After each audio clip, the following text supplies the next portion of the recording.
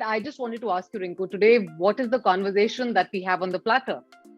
Well, like we've been saying, this is almost end of the year. So in the same spirit, I think one thing that we are all anticipating and speculating and getting overwhelmed about is the change.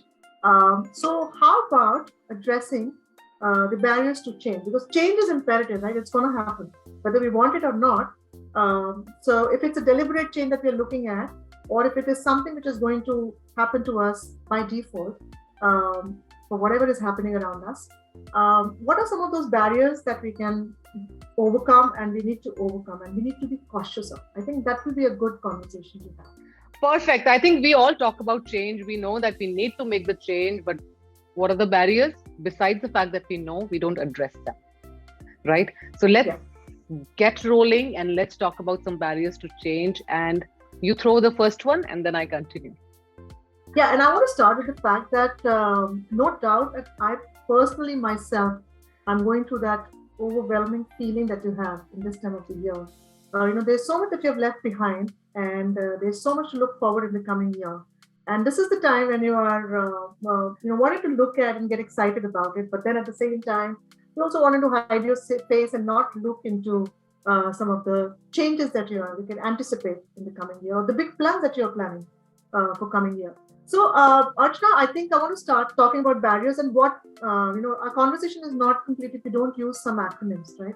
So we are going to address these barriers to make it easy to understand by defining 5 Ds as barriers. And the first D, which comes from my personal experience, because I'm personally at that stage in time right now, wherein I'm overwhelmed with what I can foresee and I can plan for the future. But I'm not ready to start working on it yet. Like, I don't want to, I'm just hiding away because there is this holiday spirit which is kicking in. So I would say denial is the first D, which could be a barrier to change. Because what happens is when we are denying us the opportunity to even address and acknowledge the fact that there is a definite change that we are anticipating. I think that's one barrier that we need to be cautious of and be aware of. All right. So number 2 after the denial mode is the discomfort to change. I think besides the fact that we all want to make that change coming into our life and also in the surrounding that we all see, there is also a discomfort because you have to move out of your comfort zone, right? And that is not so easy. So I think that is so important to address, that definitely with change, there is going to come a lot of discomfort, and we must kind of go forward and learn to live in the most uncomfortable situations and find some comfort. And the third D that we're going to talk about, which is the disorganized mindset. It is such a demon that can support both the other two, the denial and the discomfort barriers.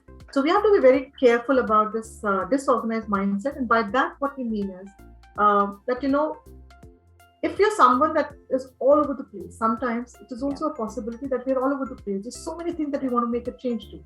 One extreme is that you're denying everything, but the other extreme is that you want to make so many changes and you haven't sat down and, put them in a list or prioritize them or really get your mind around the purpose that you're looking for to fulfill through these changes.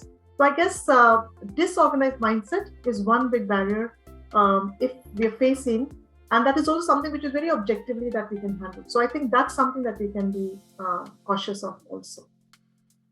Perfect. I think very well summed up. Number 4, I think, is disassociating with reality.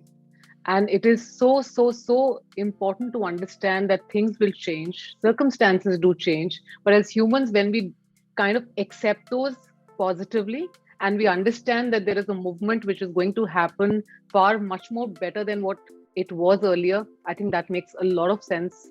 While we change that mindset, while we disassociate ourselves from the rut that we are following from the past. So I think it's very important to do that. I think they say that to be better placed in your future, we have to associate ourselves with our present. And that's where we all go wrong, right? We either live in future or we live in the past and we forget the present. But if we take good hold of our present, probably we'll have a better plan and we will be able to deal with the change in a better way. Absolutely. The fifth D, and the most, I think, the last one that we're going to address today. And we have spoken a lot about it. is what we dread. And we dread the change because we fear failures, we fear uncertainty, and we don't, it also connects a little bit with the connecting with your past and living in your past, because there might be some failures that, or some unachieved goals that we've had in this year.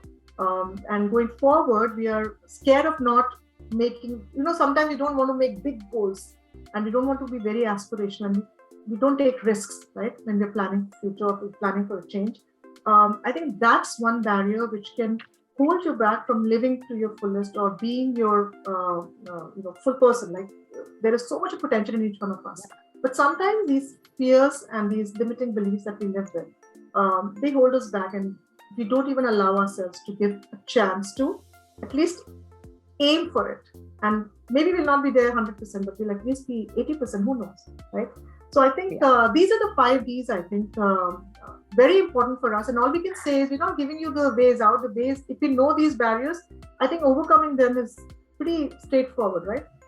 The moment you recognize which part you fall into, it becomes easier to move forward with that. So I think you and me can say that, this is the point that we fall into, and this is where we are going to work upon it. So I think for everyone, it is going to be a different reason. So please make a note of these 5 Ds for you to understand where you fall in, and then it becomes easier for you to walk through. Yes. So for me, I'm going to be focusing on my favorite D, which is denial. I think I'd rather accept it and get to work and start looking at my list for next year. So I'm going to go and do that. While you all can keep looking at your Ds and see which D are you stuck at. And don't forget to enjoy the holiday time, which is almost there. The winter is arrived, I think.